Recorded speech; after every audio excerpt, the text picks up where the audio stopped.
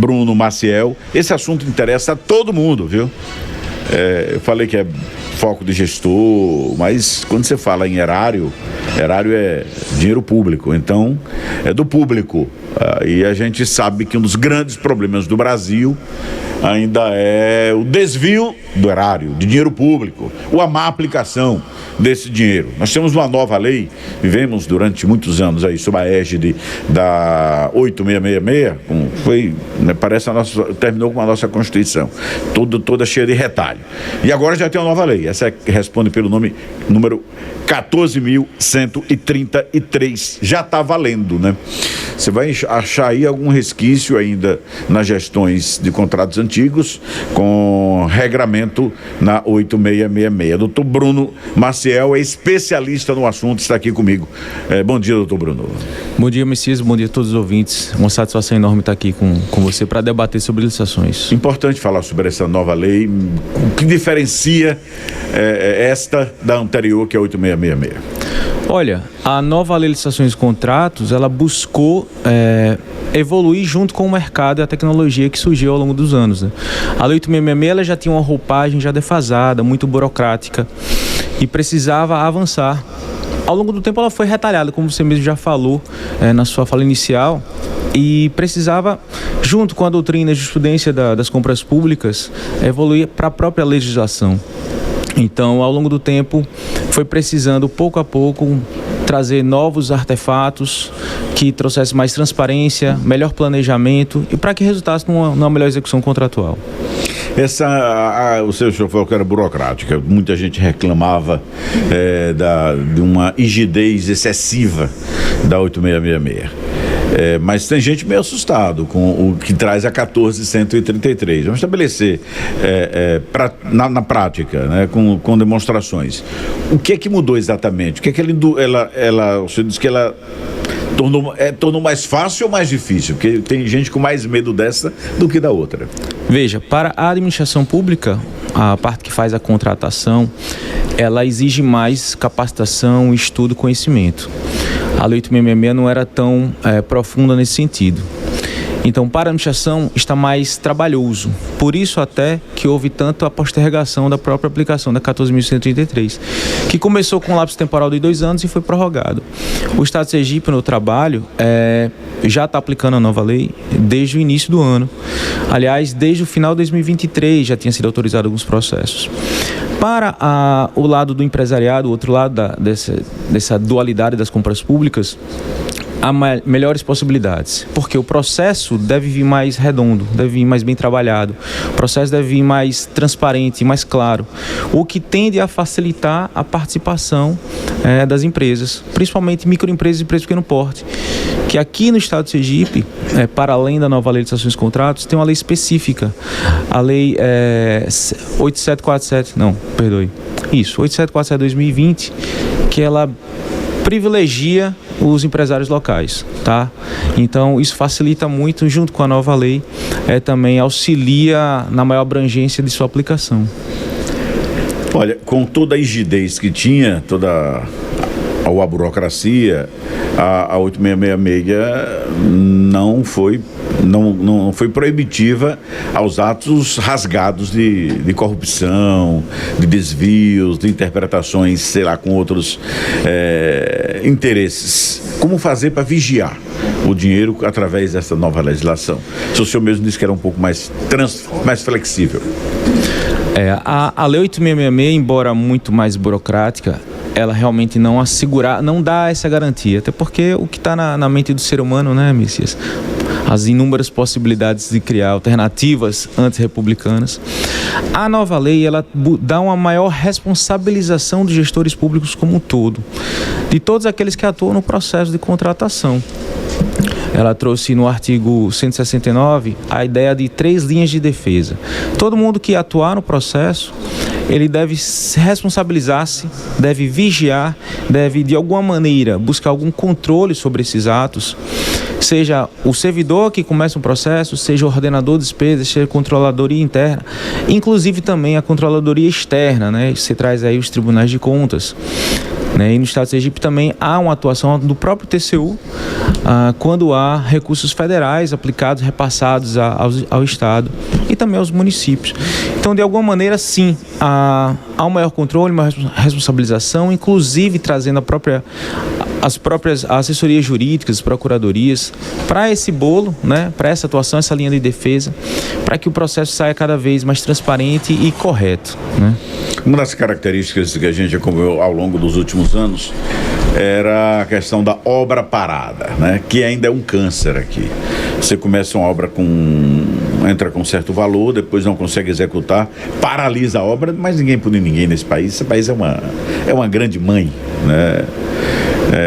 Infelizmente, deveria ser uma péssima madrasta quando se trata em desvio do erário, do dinheiro público, né? O trato irresponsável, o trato criminoso. O senhor espera que mude essa realidade? Espero sim, Messias. O próprio Tribunal de Contas da União, no início desse ano, tomou a iniciativa de começar a acabar com essas obras paradas, de dar avanço. Como assim? Pela lei muito burocrática 8666, às vezes, lá já na execução do contrato, já fazendo uma reforma, uma obra, às vezes se parava por um problema anterior lá do processo. Um problema mais processual. O que é que o Tribunal de Contas da União endossou? Olha, vamos voltar a fazer as obras, vamos fazer com que elas continuem, elas deixem de estar paradas, mas responsabilizando o processo. Contanto, responsabilizando aquele que deu causa a essa paralisação, esse problema lá atrás. A nova lei, ela busca resultados. É uma lei de governança e ela joga para a alta administração, a alta cúpula, essa responsabilização.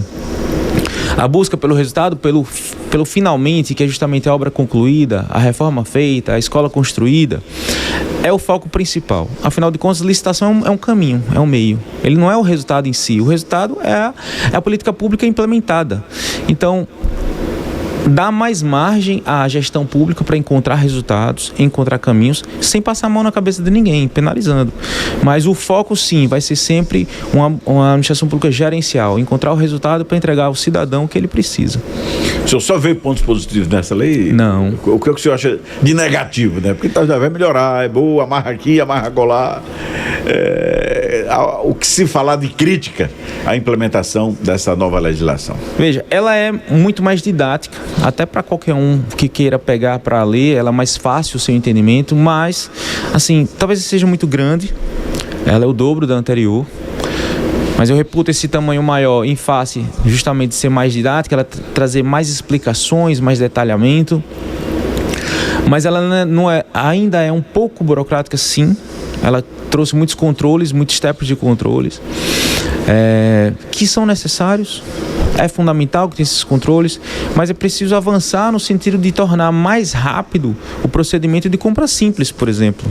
Tem material de expediente, por exemplo, material de limpeza, coisas que não exigem complexidade, que pode ser mais facilitado. Os professores, doutrinadores estão estudando caminhos de melhorar nesse sentido, sabe? De criar um marketplace, tal qual a gente faz compras no Mercado Livre, a gente faz compras nessas lojas online. Quem sabe no futuro avançar nesse sentido para que a própria administração, com um clique, ela possa já comprar um objeto, claro, de maneira legal, de maneira correta, num preço justo e que atenda a todos, né? Eu vi um caso recentemente, aliás, há um tempinho já, um cidadão reclamando que comprou numa determinada empresa pública, né, um lote de canetas e, sei lá, 5.000 canetas. A maioria chegou a um tempo que não prestava mais. Ele disse, mas eu não queria aquela caneta. Eu até dei um exemplo de como seria a caneta, tal caneta. Fez até a propaganda da caneta. Mas foi para a licitação, ganhou uma parecida, só que não presta. Essa lei, ele fez a 8666, porque você tem a questão de privilegiar o menor preço, né, dentro do princípio da economicidade, mas nem sempre o menor preço é o melhor preço. O doutor Luciano Dacelli, aliás, tem se debatido muito nessa questão quando se fala em obra, ele tem batido nisso, nem sempre o menor é o melhor. Porque às vezes a obra sai barata, né, no papel, mas na prática, mais na frente, ela vai sair o dobro, muito mais cara. O que é que o senhor acha disso? Sobre o exemplo da caneta, por exemplo, é uma situação recorrente, infelizmente.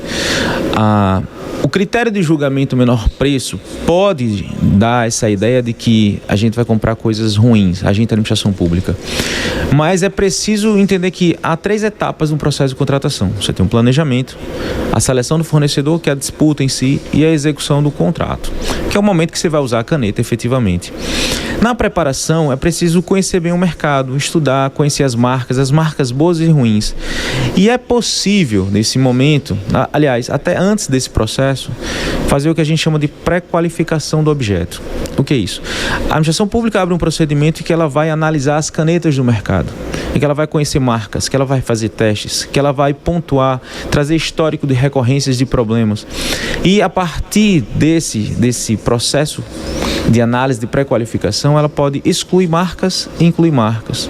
Para que no futuro, num processo para comprar as canetas, aquelas marcas ruins que ele sabe que não vai funcionar, que não vai riscar, elas não vão nem participar, ou se participar, elas serão eliminadas. Então dá para trabalhar melhor no planejamento, na preparação, trazendo especificações, as características desse objeto, no caso a caneta, para que ela funcione muito bem. Isso acontece muito com o café também, na administração pública, geralmente o café não é tão bom assim.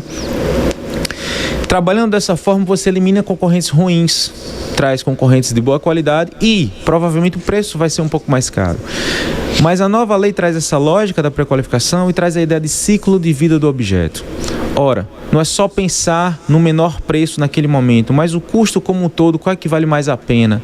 Se ao longo do tempo ele é melhor, vai trazer mais eficiência, vai trazer mais respostas e resultados, eu posso pagar um pouco mais caro, porque o seu ciclo de vida, contando sua manutenção, o seu uso, sua utilidade, o tempo de gasto, o tempo que ele vai ser reposto no mercado, talvez valha a pena um produto de melhor qualidade e provavelmente vai pagar um pouco mais caro, né? Tem uma pergunta aqui do meu querido Edson, ele diz o seguinte, grande Edson Júnior: com a nova lei de licitação, ocorreu alguma mudança nas modalidades de licitações? Ele pergunta.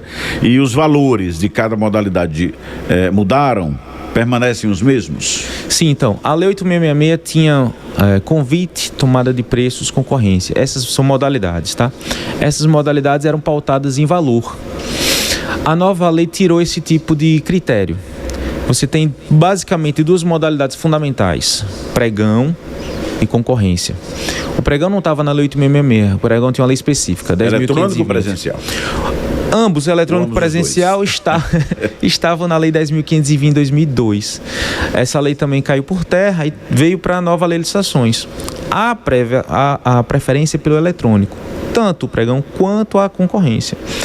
No momento não há limite de valor, mas pelo objeto. Objetos comumente do mercado, como assim? Que o mercado consegue especificar bem, consegue identificar bem, consegue ser transcrito muito bem para um processo, é pregão. São objetos geralmente objetos mais simples, comuns. Concorrência são complexos. Normalmente exige uma comissão, um grupo de pessoas para julgar, pessoas especialistas na área. Por exemplo, se for obras, provavelmente nessa comissão vai ter engenheiro, vai ter contador, porque vai ter análise de balanço, outros documentos contábeis. Então não há critério de valor para as modalidades conforme a nova lei. Existe para a lei velha. O que mais ele perguntou? Basicamente isso. Basicamente né? isso. As novas modalidades, né? Deixa eu perder aqui a mensagem dele, chegando aqui muitas mensagens. Mas acho que foi isso mesmo. Foi exatamente isso. Se tem mudança com relação às modalidades que estão sendo trazidas nessa nova legislação. É só isso mesmo. Há outras modalidades, mas pensando no foco do que ele perguntou, eu acredito que ele esteja pensando em compra e serviços, é pregão e concorrência, tá? Há outras aqui que tem uma saída um pouco menor. Ainda existe concurso, existe o leilão. Não é concurso de servidores, é concurso para premiar por um projeto. Vamos criar um novo hino para um município. Aí seria um concurso. Existe o diálogo competitivo, quando a administração pública está com dúvida sobre o que o mercado pode oferecer, então chama o empresariado para fazer uma espécie de debate sobre o objeto. Mas sobre a pergunta dele, concorrência e pregão, basicamente. Ok, meu querido Edson Júnior. E não tem valor referenciado, né? Não. A partir de 100 mil? Não tem. Mas dispensa de licitação? Ah, sim. A dispensa de licitação... Tem a dispensa, né? Isso. É para quê? Então... E qual o valor? Tecnicamente, ela não é uma modalidade, tá? Dispensa de licitação é porque não vai ser um procedimento mais enxuto, um procedimento diferente, que atualmente o valor está em... A lei trouxe 50 mil para bens e serviços comuns, mas tem sido atualizado ao longo do tempo, conforme a inflação. Então, já está por volta de 60 mil, 59 mil e tanto. E para obra e serviço de engenharia, tem um limite que era de 100 mil, e já está por volta de 129 mil, porque está sendo atualizado ao longo do tempo. Atualização, viu? Eu vou continuar aqui com o Dr. Bruno Maciel. Bruno, com relação a um assunto que é sempre polêmico quando se falava na outra lei, que é a questão da responsabilização. Há poucos instantes eu fazia aqui um comentário sobre uma das mais importantes, não a mais importante secretaria hoje de qualquer gestão, que é a controle interno. Mas eu quero falar sobre a matriz de responsabilização, o que muda da 866 para 14133. Parece que agora, como diz na roça, todo bichinho entra na carrumbamba, né? Todo mundo vai ser responsabilizado no caso de cometerem algum pecado na aplicação do erário, a partir do cumprimento das regras da 14133. Com certeza, Messias. Veja, um processo de contratação pública, ele é permeado de atos administrativos. O que é isso? É a manifestação de vontade da administração. Então, se o servidor publica um edital, ele é responsável por aquele ato administrativo, que é justamente o edital. Se há um autorizo para a compra, quem autorizou, geralmente a autoridade máxima do órgão, o secretário, até o prefeito, governador, ele também se responsabiliza por isso. Então, cada um que emite o seu ato administrativo, ele é responsável por ele. Claro, ao final, há uma responsabilização em face da compra em si, da prestação do serviço em si, porque teve uma autorização final daquele gestor maior. Mas a nova lei, ela busca pautar todos eles. Inclusive, como já citei aqui, o artigo 169 da nova lei de licitações, ela traz a ideia de linhas de defesa, que é colocar todo mundo atuando no processo e responsabilizando pelas suas manifestações e ações. A própria Procuradoria, que agora é muito mais atuante, muito mais presente no processo, com certeza também vai ser chamada a sua responsabilização caso emita algo com dolo ou com erro grosseiro, né? A simples manifestação de opinião já não gera assim uma responsabilização caso essa manifestação de opinião seja dolosa, ou seja, um erro muito grave. Mas assim, todos nós, eu falo nós porque eu também sou servidor e atuo na primeira etapa, na etapa de preparação, ela traz todo mundo para o mesmo balaio, sim, de fato, né? A nova lei, ela tem esse olhar. Ela é muito mais completa, por assim dizer, tanto em transparência quanto em responsabilização. Então, o cara que fez o edital, né, a partir do projeto base, ele responde depois? Ora, se ele agir... Aí vem o procurador, né, que vai justificar. Depois vem o pregoeiro, né, o responsável, o chefe da licitação. Tem o chefe da licitação. Tem quem assina o contrato. Tem quem gesta o contrato. Tem o fiscal de contrato e tem o gestor maior daquela despesa. Porque o processo de contratação, ele é uma série de atos encadeados, né? Então, geralmente, todo mundo, sim, é chamado justamente para cada um, pelo menos, pautar a sua parte naquilo ali e ver o que, no todo, ele representa a sua responsabilização. Então, vai chamar, basicamente, todos que você citou, sim, com certeza. Porque todo mundo que se manifestou pode ter influenciado nesse resultado final. Então, por exemplo, como você citou, quem faz o edital, quem declara vencedor, quem assina um contrato, tudo isso pode vir, sim, claro, se nessa etapa foi a etapa que deu causa ao eventual colúrio, eventual problema, eventual corrupção. Pois é, então tá esperto. Eu falei agora há pouco sobre controle interno. Controle interno é algo extremamente sério. Talvez esse processo na gestão hoje seja a secretaria mais importante. Com certeza, o controle interno é fundamental, desde antes, claro. Os atos perpassam pelo controle interno. Tem havido, na verdade, Messias, uma certa mudança de paradigma de colocar o controle interno mais como um fiscal a posteriori do que preventivo. Com a ideia de que ele não haja durante os atos, durante o processo, para que ele não fique influenciado por si mesmo. Então, é uma nova roupagem que está pouco a pouco sendo aplicada no Poder Judiciário, já tem sido aplicado com maior vigor. O próprio CNJ estabeleceu isso, que é uma linha nova de forma de fiscalização que já vem de outros países de primeiro mundo.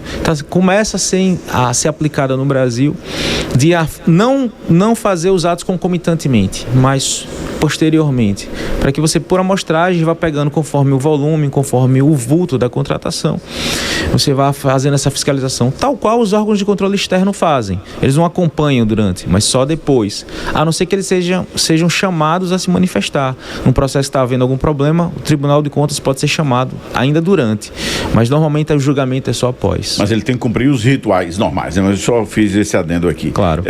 Meu querido Raul Lima está lhe mandando um abraço, viu, Bruno? Obrigado. Agradeço a você por ter vindo aqui ao nosso programa, dar essa aula de lei de licitação. Um grande abraço. Eu que agradeço.